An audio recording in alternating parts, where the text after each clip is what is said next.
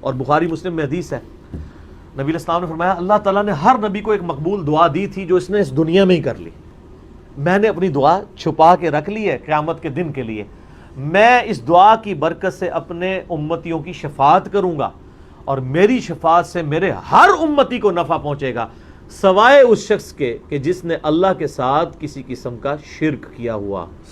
شرک is the most sensitive issue in the sight of Allah. شرک اللہ کبھی معاف نہیں کرے گا۔ اور شرک کی بنیادی تعریف کیا ہے؟ شرک کسے کہتے ہیں؟ ایاک نعبد و ایاک نستعین، اے اللہ عبادت بھی صرف تیری کریں گے، دعا بھی صرف تجھی سے مانگیں گے اور کسی کو دعا کے لیے نہیں پکاریں گے۔ ظاہری اس باب میں تو آپ جو مرضی کریں، کسی کو پانی پلا دیں، کسی کا وزن اٹھوا دیں، وہ تو ٹھیک ہے، وہ تو قرآن میں حکم ہے وَتَعَاوَنُوا عَلَى الْبِرِّ وَالتَّقْوَى وَلَا تَعَاوَنُوا عَلَى الْإِثْمِ وَالْعُدْوَانِ، نیکی اور پرہیزگاری کے کاموں میں ایک دوسرے کی مدد کرو اور برائیوں میں ایک دوسرے سے الگ رہو۔ لیکن جو غائب میں مدد کے لیے پکارنا ہے، دعا کرنا ہے، وہ اللہ تعالیٰ کے ساتھ خاص ہے۔ حتیٰ کہ اس کا کلائمیکس وہ سورہ نمل کی آیت ہے، اَمَّن يُجِيبُ الْمُضْطَرَّ إِذَا دَعَاهُ، بھلا بتاؤ تو کون ہے جو اضطراب میں گھرے ہوئے شخص کی دعا کو سنتا ہے، وَيَكْشِفُ السُّوءَ، اور اس سے برائی کو دور کر دیتا ہے، وَيَجْعَلُكُمْ خُلَفَاءَ الْأَرْضِ، اور زمین پہ تمہیں اگلوں کا خلیفہ کرتا ہے، تم مر جاتے ہو تمہاری اولاد، وہ مر جائے گی اس کی اولاد، یہ کون بسار ہے؟ اِلَٰهٌ مَّعَ اللَّهِ، کیا اللہ کے ساتھ کوئی اور الہ بھی ہے؟ قَلِيلًا مَّا تَذَكَّرُونَ، بہت کم لوگ ہی نصیحت حاصل کرتے ہیں۔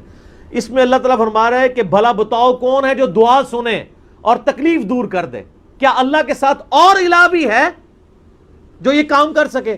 یعنی جس سے آپ نے مدد مانگی کہ وہ میری تکلیف دور کرے دعا کے طور پہ، ظاہری اسباب تو قرآن میں حکم ہے دعا کے طور پہ۔ ایک تو ہے میں کہتا ہوں نہیں مجھے پانی پلا دیں، ٹھیک ہے، لیکن آپ بغداد میں دفن ہے اور میں یہاں سے بیٹھ کے کہتا ہوں مجھے پانی پلا دیں، یہ شرک ہے۔ یہ جھگڑا ہی نہیں ہے کہ مولا علی علیہ السلام کو اختیار ہے یا نہیں، مولا علی کو اللہ نے اختیار بھی دیا ہو تب بھی مولا علی کو آپ پکار نہیں سکتے مدد کے لیے، کیونکہ مولا علی بھی اللہ کو پکارتے تھے اور مولا علی کا ماننے والا بھی۔ مولا علی کا صحیح شیعہ کون ہوگا؟ جو اللہ کو پکارے، ایاک نعبد و ایاک نستعین۔ تو یہ بہت سینسٹیو معاملہ ہے۔ مولا علی کے نام کے اوپر اس طریقے سے جو یہ شرک کھڑا کر رہے ہیں اور اہل بیت کے نام کے اوپر یہ مکتبہ اہل بیت کی بھی بدنامی کر رہے ہیں، اور اس میں سب سے پہلے تو شیعہ کو سامنے آ کے ان کی مخالفت کرنی چاہیے۔ یہ دیر آئے درست آئے، بہرحال پہلے تو ایک ٹکٹ میں دو مزے کرتے رہے نا، جیسے مزارات پہ جو کچھ شرک ہو رہا ہے نا، علماء مخالفت تو کرتے ہیں اسی مکتبہ فکر کے، لیکن ساتھ مزے بھی لے رہے ہوتے ہیں کہ چلو یار ہمارے ٹھیک آباد تو ہے نا۔ یہی شیعہ کے علماء نے مجرمانہ غفلت کی، وہ مانتے تو تھے کہ یہ شرک کر رہے ہیں ذاکرین، لیکن وہ ایک ٹکٹ میں دو مزے کرتے ہیں، ان کا چلو ہماری پبلک تو جڑی ہوئی ہے نا، لیکن اب ان کو اندازہ ہوا کہ نہیں یار تو کام ٹپ گیا، یہ تو معاملہ ہمارے ہاتھ سے نکل گیا۔ اب ان کو ہوش آئی ہے تو جگہ جگہ کانفرنسز ہو رہی ہیں، جواد نقوی صاحب کا بھی کلپ آ گیا ہے، ثاقب اکبر صاحب کا بھی کلپ آ گیا ہے، حیدر نقوی صاحب کا بھی کلپ آ گیا ہے، باقی علماء کا بھی، اور بڑے غصے سے بھرے ہوئے ہیں وہ، کیونکہ ان کو اندازہ ہو گیا کہ یہ معاملات ہم سے بگڑ گئے۔ آپ یوٹیوب کے اوپر جا کے دیکھیں نصیریہ کے بارے میں ان کے کلپ، اور پھر بلکہ جواد نقوی صاحب نے تو بڑی بولڈ بات کی، انہوں نے کہا یہی باتیں ہیں جس کی وجہ سے پھر لوگ شیعہ کافر کے نعرے لگانا شروع کر دیتے ہیں، یہ تم لوگوں نے یہ کفر کر کے ان کو مجبور کیا ہے۔ ٹھیک ہے، بالکل ٹھیک۔ ویسے جو شیعہ کافر کے نعرے لگا رہے ہیں نا، میں تو ان کے حق میں نہیں ہوں، کیونکہ ان کے اپنے بزرگوں نے بھی یہی کام ڈالے ہوئے ہیں، ان کو تو حق ہی نہیں ہے، ٹھیک ہے نا۔ تو وہ ایک معاملہ الگ ہے، وہ آپ میرا یوٹیوب پہ کلپ دیکھ لیں، شیعہ کا کلمہ کا ثبوت، تو میں نے بتایا کہ شیعہ تو پھر بھی علی ولی اللہ کہتے ہیں نا، علی نبی اللہ نہیں کہتے ہیں، اور دوسرے فرقے جو ان کے خلاف کھڑے ہیں انہوں نے، ان کے مولویوں نے تو اپنے ناموں کے کلمے پڑھوائے ہوئے ہیں نبی کے نام کے ساتھ۔ تو علی ولی اللہ اگر کوئی کہتا ہے تو علی ولی اللہ سے ہمیں کوئی چڑ نہیں ہے، کلمے کے ساتھ ایڈ نہ کرے، علی بھی ولی اللہ ہیں، ابو بکر بھی ولی اللہ ہیں، عمر بھی ولی اللہ ہیں، عثمان بھی ولی اللہ ہیں رضی اللہ عنہم اجمعین وعلیہم السلام اجمعین۔ ہاں علی کو کوئی نبی مان لے یا علی کو کوئی رب مان لے تو وہ پکا کافر ہے۔ تو وہ والے معاملات ایک الگ سے، اور یہاں پہ اہل سنت کی بھی ذمہ داری ہے کہ ان کے اندر جو غالی صوفی ہیں اور وہ اس قسم کے نعرے لگوا رہے ہیں اور وہ ذکر خفی کی بنیاد کے اوپر وہ جس طریقے سے یعنی حلولیت کا اور وحدت الوجود کی ایک بگڑی ہوئی شکل مانتے ہوئے عجیب و غریب قسم کے، یعنی اور یہاں پہ بھی ایک اس طرح کا ایک طبقہ تھا، میں آن ایئر ان کا نام نہیں لیتا، کیونکہ وہ پھر ایک بڑا کنٹروورشل ایشو بن جائے گا. بہرحال اوورال بریلوی علماء نے خود یعنی اس ایک خاص طبقے کو اپنے مکتبہ فکر سے فتوے لگا کے باہر نکال دیا, کفر کے فتوے ان کے اوپر لگائے, اسی وجہ سے کہ وہ اس طرح کا شرک یعنی ننگا شرک کرنا شروع ہو گئے تھے. لیکن شرک چاہے ننگا ہو یا چھپا ہوا ہو, دونوں ہی شرک منع ہے. عبادت کی ہر شکل اللہ کے علاوہ کسی اور کے لیے منع ہے, اور اس کی اعلیٰ ترین شکل وَإِيَّاكَ نَسْتَعِينُ, یہ تو خاص اللہ کے ساتھ ہے. اس لیے اللہ نے اسے اسپیشلی ذکر کیا ہے کہ عبادت بھی اللہ کی اور دعا بھی اللہ سے. حالانکہ دعا خود سے عبادت تھی, الگ سے ذکر کی ضرورت ہی نہیں, لیکن اللہ کو پتا تھا زیادہ شرک اسی میں ہونا ہے. اس امت میں شرک فی صفات والا جو معاملہ ہے نا, اس میں بڑا شرک یہی والا ہوا ہے. فی ذات تو بہت کم شرک ہے. یعنی ہمارے ہاں یہ چند غالی نصیریہ ہیں, کچھ غالی صوفی ہیں جو ذات میں شرک کریں, ورنہ اوورال سب اللہ کو ایک ہی مانتے ہیں. صفات میں جو شرک آیا نا, غیر اللہ کو استعانت کے لیے استغاثے کرنا, یہ بڑا خطرناک معاملہ ہے. اور میں آپ کو مزے کی بات بتاؤں, آپ اگر پازیٹیولی دعوت پیش کریں تو بڑے ایفیکٹ اس کے نکلتے ہیں. یہ کوئی 2010 یا 11 کی بات ہے.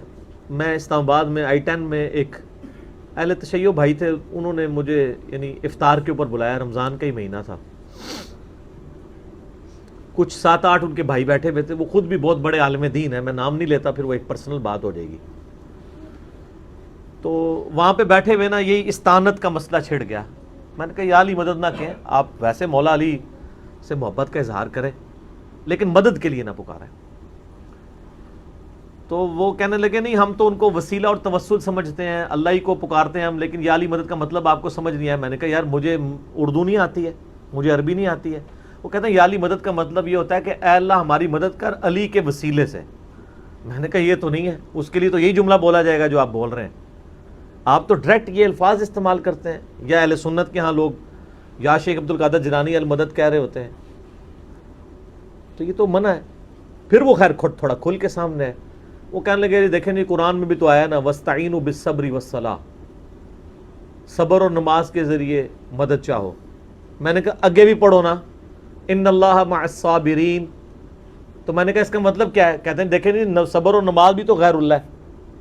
تو میں نے کہا اگر صبر اور نماز غیر اللہ ہے اور اس کی مدد مانگی جا رہی ہے تو پھر آپ صبح و شام کہتے ہیں المدد یا نماز, المدد یا صبر, میری مدد فرمائیے. کہتے ہیں نہیں.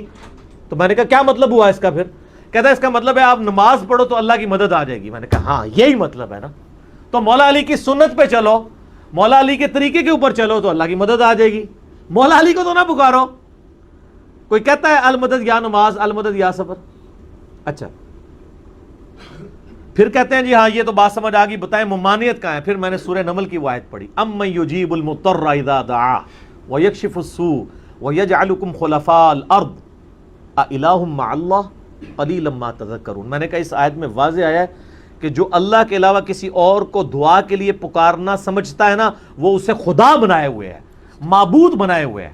کیونکہ اللہ تو کہہ رہا ہے کیا اللہ کے ساتھ کوئی اور الہ بھی ہے جس سے دعا مانگو؟ میں نے کہا یہ واضح ثبوت ہے کہ یہ شرک ہے. اچھا وہ آئے مائے شائیں کرنا شروع ہو گئے, لیکن وہاں جتنے 7-8 شیعہ بھائی باقی بیٹھے تھے نا, میں نے قرآن بھی انہی کا منگوایا.